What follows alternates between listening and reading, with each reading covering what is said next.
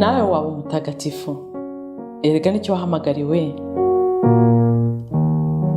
Niki twakwigira ku batubanjirije? Ibuka igihe ubatizwa. Kuva ubu no mu bugingo bw'iteka ubaye urugingo rwa Kristo, we musaserdoti, umuhanuzi n'umwami. Ngaya amagambo wavugiweho. Muri batisimu wagizwe ikiremwa gishya, wambikwa Kristo. Ese itara ryawe riracyaka? Ese umwambaro wawe urakererana? Humura, garukira Imana.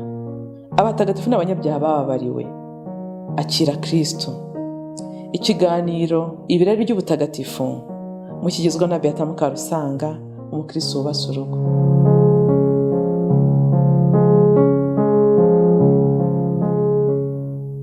Kristo yazakozwe bavandimwe. Ubu none ndashaka kubabwira ku mutagatifu nkunda cyane. Ntago navuga ko nasomye byinshi biri ku ruhande y'ivanjiri yanditse. Mutagatifu Yohani n'umwanditsi w'ivanjiri. Yohani niwe Ayani cyangwa se Giovanni, n'andi mazina yenda kumera gutyo muzagenda mubona. Yohani rero nawe yabaye mu kinyejana cya mbere, ni intumwa ya Yezu.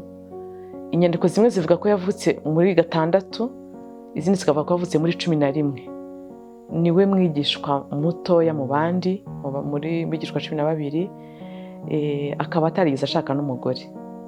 Bavuga ngo na apôtre vierge. Ntigeze ashaka. Umwihariko we rero murawibonera namwe. Mubona ko ivanjiri buryo yanditse itandukanye cyane n'izindi. Nari mbabwiye igihe yavukiye, ariko sinababwira igihe yapfiriye. Yapfuye ahagana mu mwaka w'ijana. Bamwe bavuga ko ari muri 99, abandi bavuga ko ari 101. We yapfuye yisaziye. Ni umwe ngira ngo wenyine mu ntumwa za Yezu 12 wapfuye yisaziye. Yapfuye urwo rupfu rw'ikirago, niko abanyarwanda bavuga.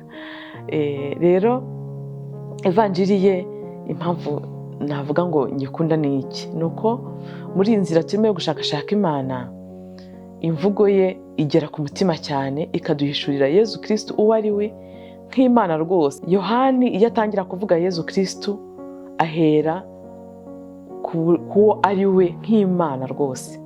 Aravuga ati mu ntangiriro jambo yariho, jambo akaba kumwe n'Imana, kandi jambo akaba Imana. Ubwo buryo atangira nibwo bwatumye ngira ngo bakunda kumushushanya muri bya bizima 4 byo mu byahishuwe nka kagoma. Kagoma iguruka ikagera kure cyane mayobera y'Imana, ireba kure cyane. Rero nuko nguko navuga Yohani nibura uwo ari we mu buryo abona Yezu, amubona nk'Imana rwose. Muzabona ari we utubwira ubutatu butagatifu yeruye. Yari bavuga ati umuvugizi, data azohereza mu izina ryanjye, nge na data turi umwe. Hari umurongo nakunze kubona wayoboye Tereza mwana Yezu mu byanditswe bya Yohani, umutwe wa 14, umurongo wa 23, aho avuga ati unkunda azubaha ijambo ryanjye, data azamukunda, tuziwe tubane nawe cyangwa se dusangire nawe. Iyo wumvise iyo mvugo uhita wumva uburyo aha agaciro ijambo. Yezu jambo, no gutega amatwi ijambo rye ni ukumushengera nyine nka jambo. Tushobora kumenya Imana tubikesheje kumva jambo, kumutega amatwi no kwemera rwose ko atwiha mu ijambo rye. Ntagarukira no ku ijambo, ni nawe uduteguza ijambo, akongera akatujyana no ku meza ya Yezu, akatwereka uburyo azatubura imigati, agahita ahera ko avuga ati ninjye mugati w'ubuzima. Mubona ukuntu rwose yateguye Yohani mutagatifu, yateguye kiliziya kwakira ukaristiya no kuyisobanukirwa. Inyandiko ze zigaragaza ubuhanga butangaje bwo kumva agaciro k'ijambo ry'Imana n'igitambo cy'ukaristiya, cyangwa se ukaristiya ubwayo nk'ifunguro rya roho zacu. Ntabwo nzi niba mwari mwiyumvisha uko kuntu abitondeka neza. Hanyuma akatwereka yuko ubwo bumwe bw'ubutatu butagatifu, Imana Data, Mwana Roho Mutagatifu, Imana imwe, batabyihariye ahubwo badutumiramo natwe ngo twinjiremo. Nge mbona agenda mu nyandiko ze byose bigenda bigaragaramo, avuga ati ninjye nzira kuri n'ubugingo, nawe ugera kuri Data anyuzeho. Akongera avuga ati ndi umuzabibu muri mutwa 15, mukaba amashami, umbamo nanjye nkamubamo. Urumva dushobora kuba mu Mana nayo ikatubamo. Numva iyo mvugo ijimije ariko nkumvira naryoshye, n'imvugo y'urukundo yumvikana ku muntu ushakashaka Imana. nagira ngo mbashishikarize gusoma ivanjiri ya Yohani Mutagatifu, kandi mbibutse yuko nyine si ivanjiri nyine yanditse, ahubwo yanditse n'amabaruwa 3 yandikira kiliziya yaramaze gushinga, hanyuma kandi yandika n'ibyahishuwe. Yohani Mutagatifu twibuke yuko avukana nyine na Yakobo mukuru, ko ari na Yakobo mutoya nyine mu ntumwa za Yezu, bombi bakaba bene Zebedeyi.